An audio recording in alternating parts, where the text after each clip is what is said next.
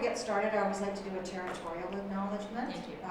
To acknowledge that we are the unceded ancestral territories of the Coast Salish people, including the Squamish, Musqueam, and Tsleil-Waututh, and to, just encourage all of us to do what we can to engage in the reconciliation process, whatever that looks like for us. Thank you. Thanks, Brenda. That's important. So I'm Sue, and this is Robert. And can they see, what's the frame here? Are we both right now they can see both of you, yes. Oh, that's awesome. Hi. So we are today going to just have a quick whirl around this project, this program called Digital Ladders. And the mandate for Digital Ladders is really to work with the BC creative community in terms of building up the digital literacy and expression within their organizations and in their creative expression as well. So we came up with this program called Digital Ladders. What is it? And it's aimed for members of the arts community interested in learning more about digital, and that digital can be anything from your internal infrastructure, how you communicate with your audience, up to how you express your creative work. So it's meant to be very fun, it's meant to be very experiential, not very just theoretical, but actually getting your hands on and playing a little bit with some concepts. And we have 3 levels of rungs on this ladder. The idea is that you can opt in wherever you want. You can engage in any ladder, any rung on the ladder. Also, we have 3 different kinds of programs, which we will articulate in a few minutes. And each level of the ladder sort of is progressive, so sort of goes deeper into a literacy or your expression of using digital.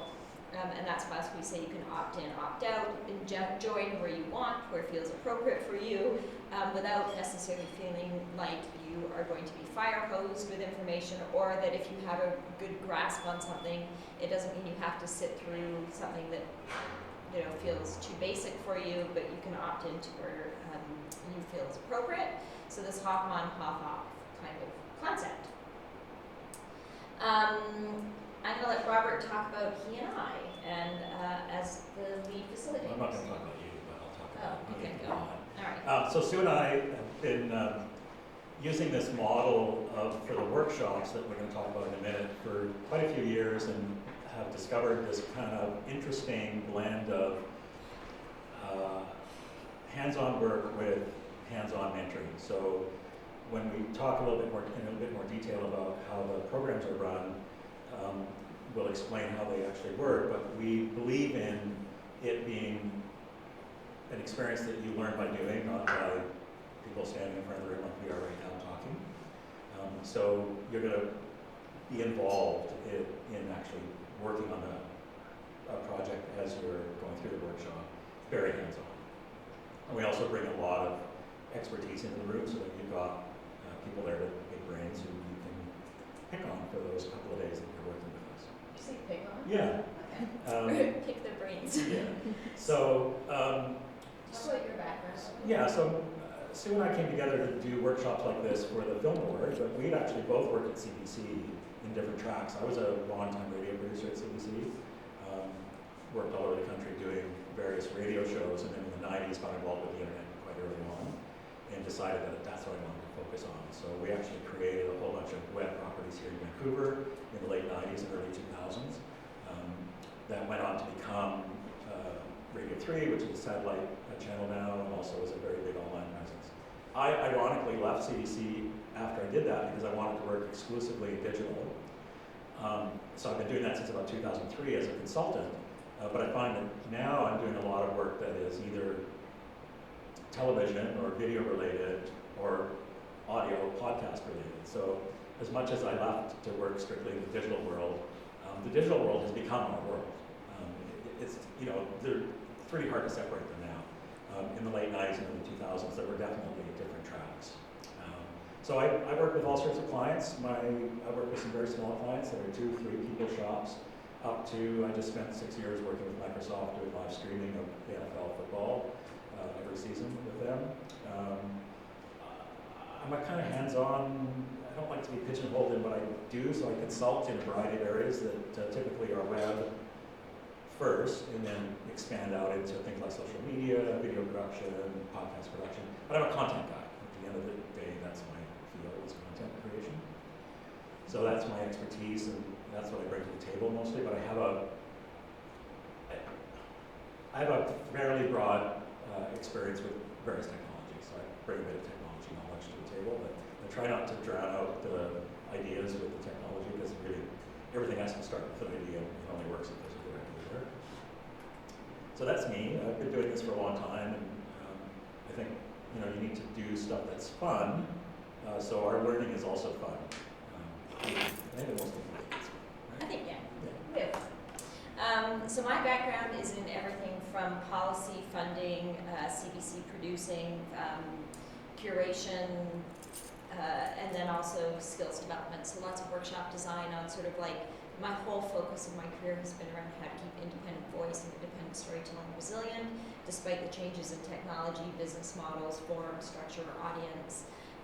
But how do we keep our independent Canadian voice resilient? So yeah, I'll just leave it at that. Yeah, Sue also has a lot of expertise in how people learn, so it really is helpful in the workshops. Because really they're about you learning, they're not about us talking, they're about you learning things, and Sue's fantastic at making sure that everybody in the room is engaged and is learning something. And that learning really needs to be about what you need to learn, not what we think we want to teach. So the skill levels in the room could be varied, and I think everybody should get tremendous experience and lots of learning out of it, whether they're starting at 0 or starting at 30. Yeah, that's great. That's great. Yeah, totally. One of the things that's really important to us is that not only are you learning from your own experience, but you're also sharing and learning your experiences amongst each other.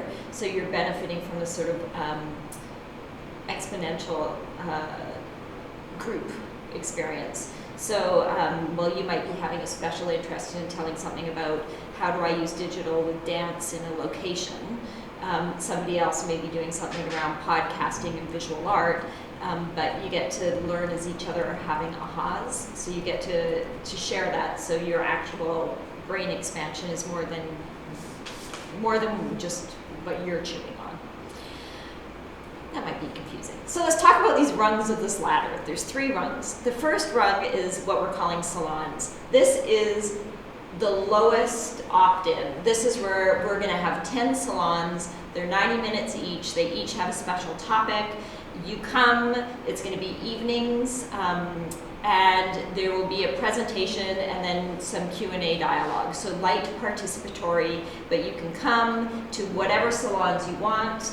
The tickets you actually buy a ticket. There'll be a discount for Alliance members, but even non-members can come. You're going to pick up a ticket on Eventbrite, so we know how many people are coming, so we have the right size room. And $10 for members, $15 for non-members. And these salons are going to be programmed. We right now have the first 2 programmed. We're about to put the 3rd one in, but as we're getting our speakers booked for this, you will see them popping up on the website. So salons are 90-minute evening sessions. They're going to be 6 to 7:30, so you can come after work and then still have an evening. Presentation with discussion, and a range of topics. Anything from like leveraging video to customer relationship management software and their meanings to artist groups, technology and storytelling, and you will see these being popped up on the website as they are programmed, along with who is a presenter with a little write-up. We have a very good idea of what we want to cover in those 10, and we're just scheduling speakers according to their availabilities. And here we go, your price, so that we register via Eventbrite in advance. And we will probably be in this space here at the Alliance unless we start to find that we need to have a bigger space. So those are the salons.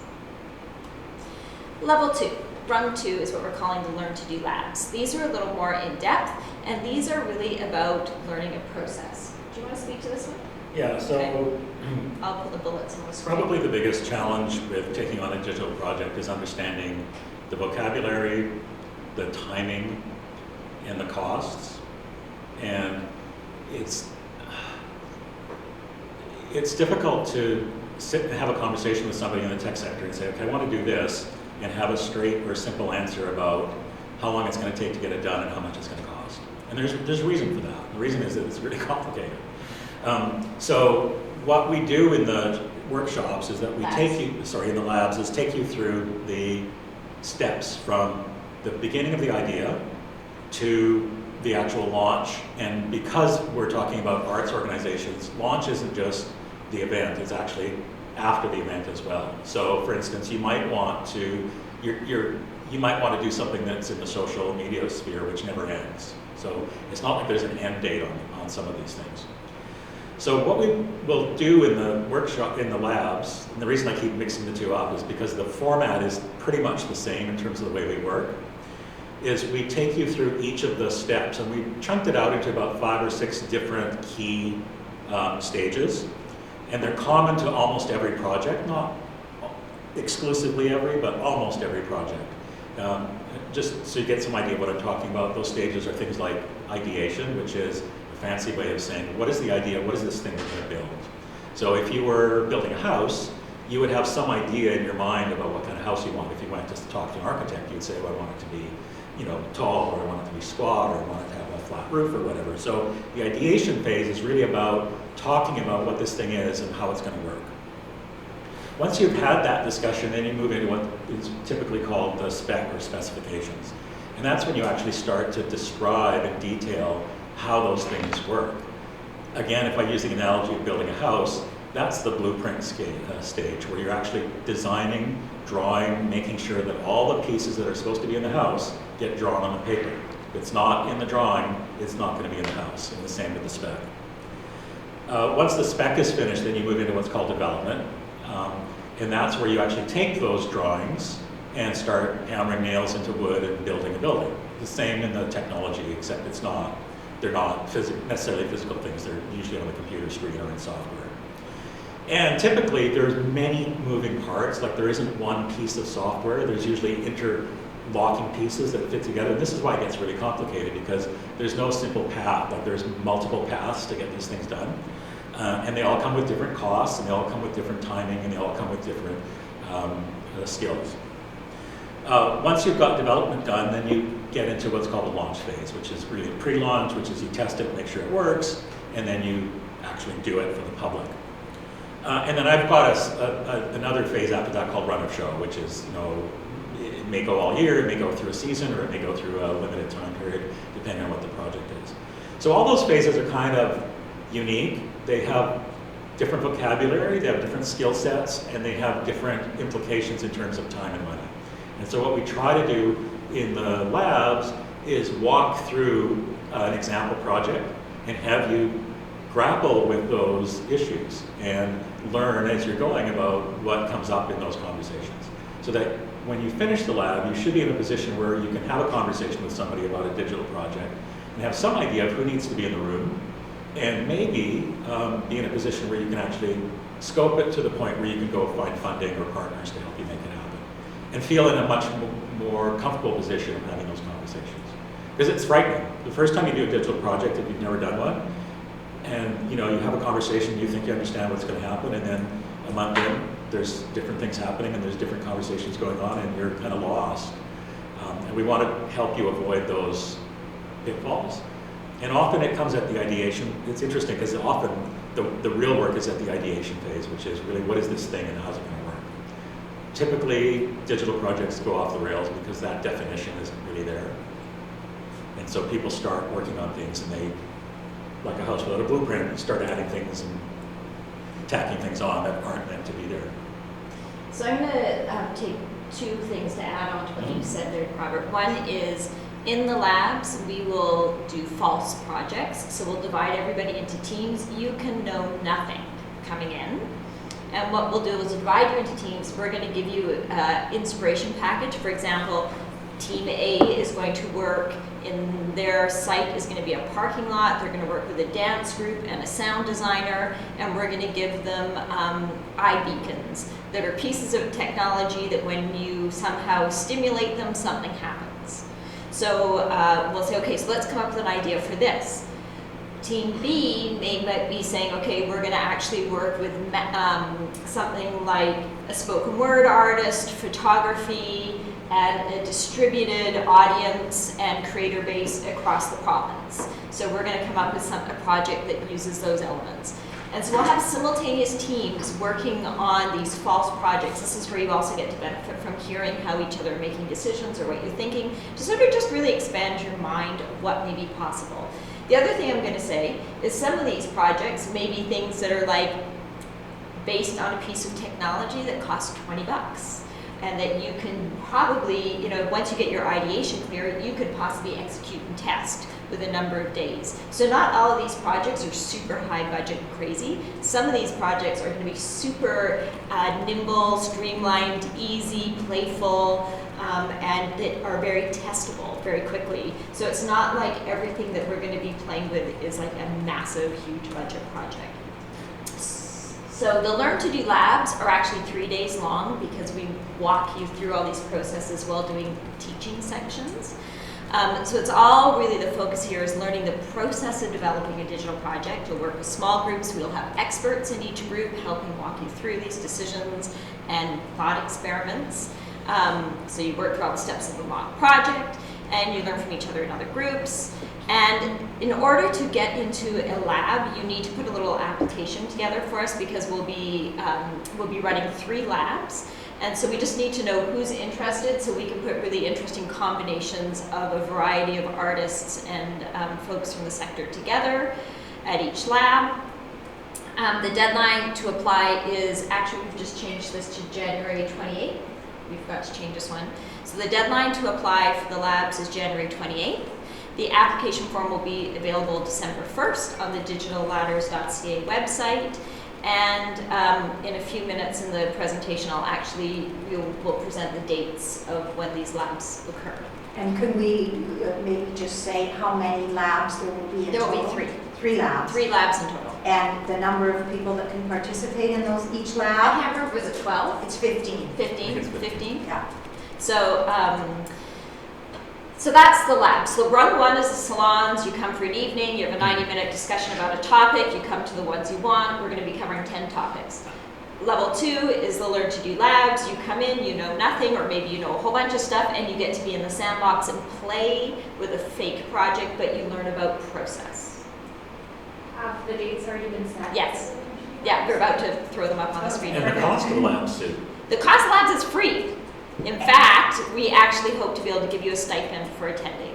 So, yeah, we appreciate taking 3 days out of your time to come and sort of expand your, to play with us. So we want to actually honor that time away from work.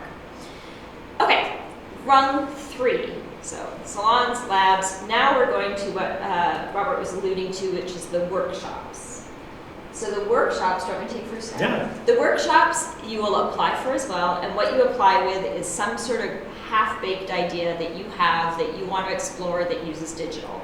It could be something as, I want to change the whole project management system of my organization, or it can be, I want to use iPods and walking tours to somehow express local spoken word artists in a heritage area of my town. Whatever your half-baked idea is, you apply to that with us with that, and then we are going to go through a multi-day process where you're doing almost similar to labs, walking through the phases, but not working in a team unless you're bringing a team in. But we'll have mentors around you, and we will do the same thing where we walk through the process, kind of develop these ideas further, and you get a heck of a lot of input and support. So these workshops are 2 days long. So leveraging participants and the mentors to round out your idea. The project can be any creative idea that you want to make digital. So here are some examples: serialize a story into podcasts, visual art into interactive experience, or an ongoing audience interaction idea over time for your organization. Really, it can be anything, and it can be using any technology. So we hope in the salons to tease a whole bunch of new ideas that open up ideas that perhaps inspire new concepts for this sector, and that we'll see some of those concepts coming into our workshops. So the attendance, again, is a selection process, just because then if we have 6 organizations that want to do an augmented reality piece, we'll probably put you all in the same workshop so we can bring in some augmented reality expertise specifically to work around those projects. Application with a brief description. So this, we've got the deadlines right. For workshop 1, the deadline is January 28th. That's only because we need to have the first intake to get that one programmed. And then we'll say March 8th is the deadline, and then we're having a subsequent additional 4 workshops. So there's 5 workshops in total. So this is pretty open. If you have an idea you want to develop, this is a great place for you. You don't have to come to the salons, you don't have to come to the labs. However, I think that if you come to a few salons, if you come to a lab, it will actually help you prepare for the workshop, or maybe generate an idea when right now you think, I know nothing and I don't know what to do. So we're kind of, these are the run steps up the ladder. What I miss? Oh, that's good. I was going to say, I mean, if you have the time and the inclination, doing a lab first and then doing a workshop afterwards is not a bad idea, because you'll kind of hit the ground running on the workshop. I mean, the workshop, you'll get out of it sort of, what you can put in. But ideally, if you want to do a lab, you don't have to, but if you do a lab first, it'll really serve you well in the workshop as well. I bet you can't go through a lab without having an idea you want to apply to a workshop. Oh, you certainly will. And how many people can participate in each workshop? Now I forget the numbers here too. Help me, Brenda. What is it? It's 8. 8. So 8 people per workshop, and we're running 5 workshops. We'll have lots of mentors. And when you apply for a workshop, if you get accepted, it may be you who comes as a solo person, or maybe you need to bring a team of 3 or 4 people who are co-creators. So it's 8 concepts we'll be workshopping, but that doesn't necessarily mean 8 people. If it makes sense for you to bring 4 people, we want them all to be there. So, when do these things happen? Salons are going to start in January and run till May. There will be 10 of them, usually on I think we're looking at Wednesday or Tuesday nights, 6 to 7:30 p.m. The Learn to Do Labs, we have 3 dates and we have 2 locations booked. So the February 20th to 22nd one will be at the WASC Centre downtown. The February 27th to March 1st will be at the Museum of Vancouver. And we may have a venue locked, but we will announce soon for April 10th to 12th. I think it will also be close, it will be downtown Vancouver. Our workshops, here are the 5 dates. 1 at the Museum of Vancouver, 2 at the Nakai Centre, which is right at the end of a SkyTrain drop-off, right? It's a short walk. It's not far from the Skytrain. So, in Burnaby, yeah. Yeah, in Burnaby, but a very easy access point. And then the last 2 we are just confirming locations for. Next steps. So we have watch for announcements on Digital Ladders in the BC Alliance newsletter, which you can subscribe to at the Alliance website if you're not already on it. Digitalladders.ca, our website is, you can see it now. It doesn't have a heck of a lot of content on it, but we're going to launch December 1st. The application forms will be up there, all the relevant dates, and we're going to put a little more copy. And it's also under the salons, where we will start to see the salon topics popping up with the speakers as we get confirmation. And some of those people that we're bringing in for the salons are from out of town. They're really interesting experts, really lovely people who are wonderful explainers and teachers and inspirers. And if we're bringing them into town for a salon, they will for sure also be part of the teams running the labs and the workshops. So if we bring somebody in, we're going to really make them accessible to the program attendees. And eventually we'll have a Facebook and Twitter account where we'll also be blogging. I think actually on the website also there's going to be a blog where we'll just be putting learnings and observations as we go through this whole process. But the whole program should be fully delivered by the end of June. So who should come? Well, for salons, anyone. Pick a topic you want to learn more about, or just a topic you know nothing about that you're like, that's kind of wacky and weird, I want to come. The Learn to Do Labs, anyone. You don't have to have any skill base, but join for a deeper dive into how a digital project goes from idea to launch. So please don't feel intimidated. And the workshops, anyone, solo or a team with an idea. Bring your idea, put it through the process with mentor support. And hopefully at the end of that, you'll either be ready to just like apply and go, And it may be that you go through the workshop and say, I want my idea to say right size so I can do it with these 3 people in 2 weeks, and we want to launch it in a month. And then all the concepts have to be right sized for that, rather than blowing it into something big. And questions, we have the lovely Joyce, who's behind the camera, who is available for questions on any Digital Ladders content, and who's going to be our sort of point pillar person for coordinating everything, which we're very lucky for. So yeah, do we have any other questions live right now, either that can come through chat or in the room, just about Digital Ladders? Yeah, so if anyone has a question online, feel free to send it in through the chat. Might take a few minutes because people have to type up their questions. That's fine. But I also want to say this fun part.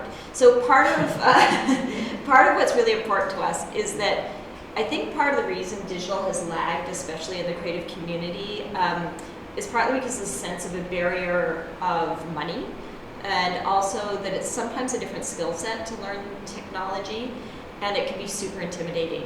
And one of the things we really want to do is make this playful, make this supported, make everybody feel welcome, and that it's also a space to play with each other, like to create the lab space particularly. And we really do not want anybody to feel that they're not welcome or that they're not savvy enough, because we know that this whole community is creative, and we want to extend your creative expression and your creative powers into this new toolkit as you would like. I have a question. Yes, go Brenda. So if there's 15 participants in the labs and 8 participants in the workshops, how are you going to determine who gets into those labs and workshops? First of all, I think on the application forms, you're going to let us know what you're available, which ones. Like, right. You may be like, I can only do it if it's this week. Other people might be like, oh, I could do this week or this week. So part of it's just going to be practical. Second of all, I think what we're going to be looking for is a really interesting blend of people. I don't think we want to have, 10 people from the opera and 2 people who are independent artists in one. Like, we want to, if there's 10 people from the opera who want to come to a lab, let's spread them out. I think there's a real benefit from cross-pollinization in the labs. So I think we have enough seats. If we're oversubscribed, that'll be interesting. But I would say diversity and range of thinking and experience is going to be part of what we're going to be excited to work with. Does that answer the question? Yes, thanks. Yeah, I mean, hopefully we can accommodate everybody who applies. I mean, that would be the best case scenario. I think that would be good. I mean, think of it as a couple of days of, free consulting, if nothing else. I mean, the people that we're bringing in are all top experts in what they do. And they're a range of types of people, from designers to coders to you name it. I mean, gamers, they just work in the tech sector in some fashion, and they are at the top of their field. So they're smart, fun, interesting people, and they have a great skill set that they are happy to share. And I think by January, you'll start to see their names and bios showing up on the website. Part of it is we've got a list of people who said they're interested and involved, but we have to it's a little early for us to fully get them slotted in commitment to their own schedules. So I think in January is when we can start actually locking them down and putting people into specific labs and workshops as the support team. But they're all great, I promise. And I think maybe the other thing really to stress is that this isn't about coming in and working on your computer for 2 or 3 days. In fact, you're probably going to be working on your computer very, very little, if at all. I don't think Sue calls it this, but I call it a heads-up way of learning, which is we use big pieces of paper a lot, and we put things on walls a lot, and we have people use Post-it notes a lot. And those are all really good processes because there's no technology hurdle to use a Post-it note on a piece of paper. And nobody's expected to be an artist or a coder or anything else. They're really just expected to come and explore ideas. And we'll figure out how to sort that idea out on a piece of paper so that we can explain it to somebody. Because at the end of the day, it's really about having a thought and being able to explain that thought and how you want it executed to somebody else. And it's not about really a technology at all. It's about the vocabulary of explaining that. What is it going to do? How's it going to work? Who's going to see it? What's going to happen when they play with it? What's the end result? What's the end goal? I think it's also creative imagination. It is. It's about creative imagination. How to take your work and or your organization and think of how you can use some sort of digital magic to do what you're doing in a new way or better or differently. Do you have any questions? No, Wow, we're not just received really any we're good questions. explainers. Either that or everybody's asleep. Everybody not asleep. If anyone does think of a question later on, again, you can email them to digital@allianceforarts.com. And also be sure to subscribe to our weekly email newsletter. And I'm going to put a link in the chat box right now so that you can keep up to date. And I do want to say we mentioned a stipend for participants for the labs. There's also a stipend for the participants for the workshops. Yeah. All right. So if you went through this process, I'm asking this because sometimes I think we don't know what questions to ask when we're confronted with the word digital because it's intimidating.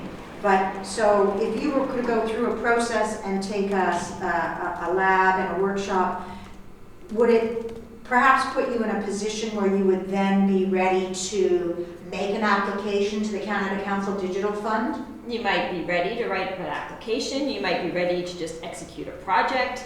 You might be all of a sudden having met all these people you want to collaborate with.